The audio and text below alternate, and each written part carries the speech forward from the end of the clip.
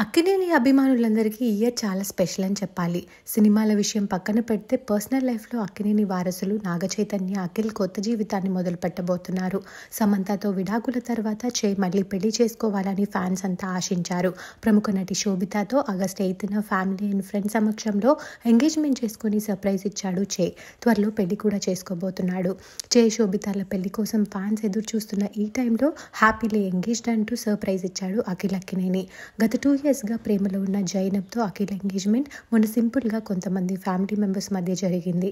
అయితే అఖిల్ ఎంగేజ్మెంట్ కూడా కావడంతో అక్కినేని వారసులు ఇద్దరి పెళ్లిళ్ళు ఒకే రోజు జరగబోతున్నాయనే న్యూస్ బయటకు వచ్చింది.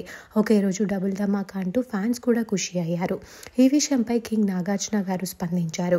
శోభితల వెడ్డింగ్ అన్నపూర్ణ స్టూడియోస్లో కేవలం లిమిటెడ్ గెస్ట్ల మధ్య డిసెంబర్ 4న ఉండబోతోంది.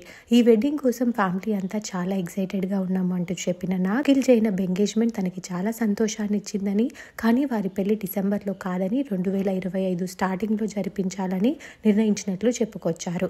ఈ ఏడాది తమ ఫ్యామిలీకి ఎంతో స్పెషల్ అంటూ తన ఆనందాన్ని కూడా పంచుకున్నారు నాగార్జున గారు. మొత్తానికి ఇద్దరు అన్నదమ్ములు కొన్ని నెలల వ్యవధిలోనే ఒక ఇంటి వాళ్ళు కాబోతున్నారన్నమాట.